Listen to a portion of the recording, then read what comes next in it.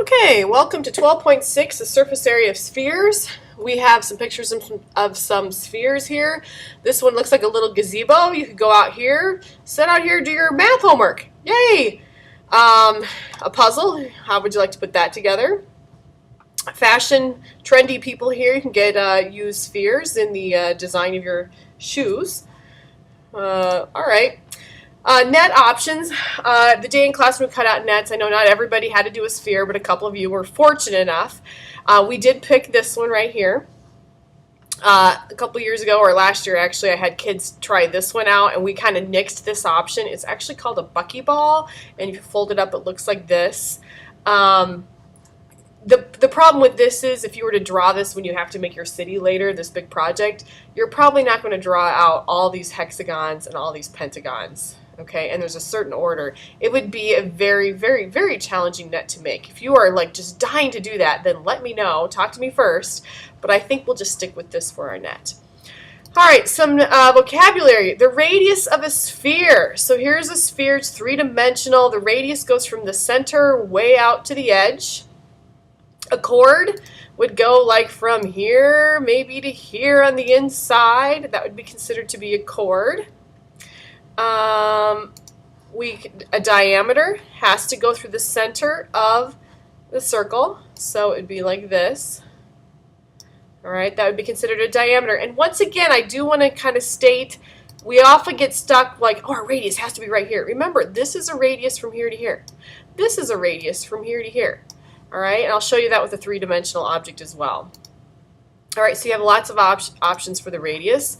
The diameter as well. As long as it goes through this spot, it can start anywhere in the circle and go through that. That would be considered a diameter.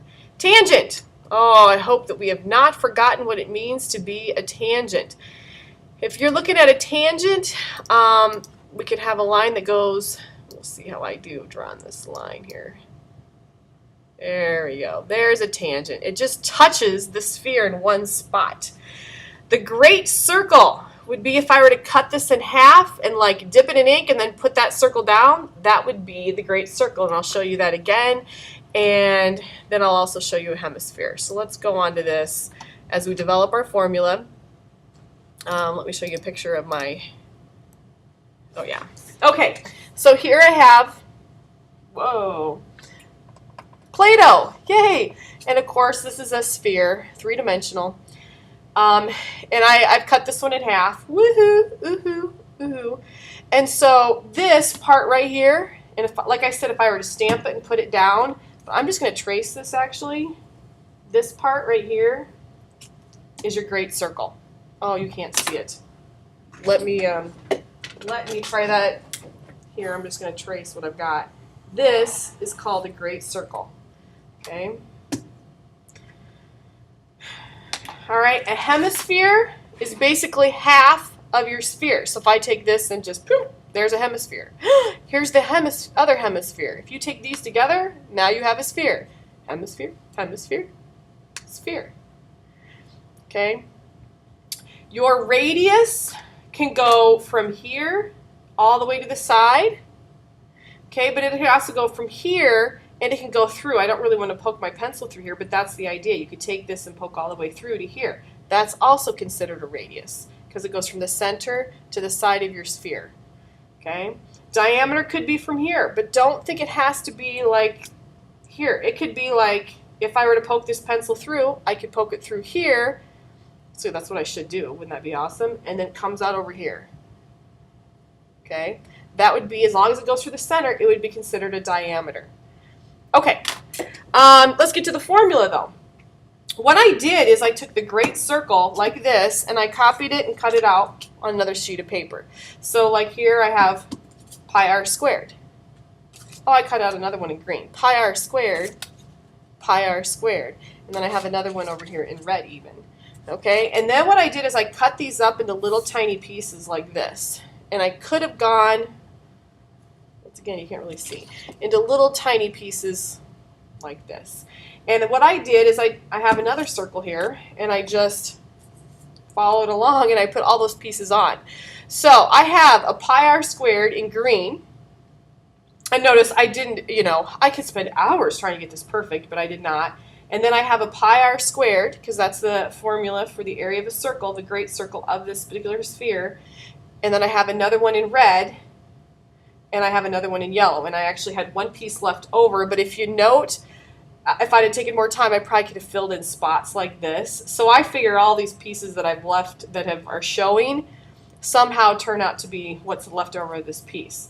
The point is, the formula for the surface area of a sphere is going to be 4 of these circles. 1, 2, 3, 4, all cut up, cover it up. Okay, so with that said, our formula, I think I have another page here, is going to be 4 pi r squared. Okay.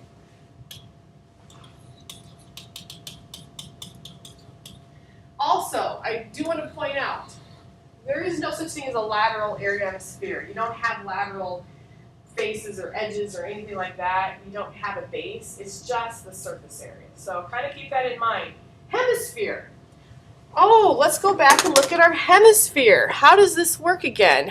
Let's think about what our hemisphere would be. We would have half of the sphere of the circle, right? We would say, oh, half of the sphere. So 4 pi r squared would turn into 2 pi r squared. But isn't this right here also surface area? So we have to add in a pi r squared. So you could do the math every single time if you really want. You could say, hey, half of 4 pi r squared plus pi r squared. But let's look at that. Half of 4 pi r squared is 2 pi r squared. And then I'm going to add another pi r squared to that.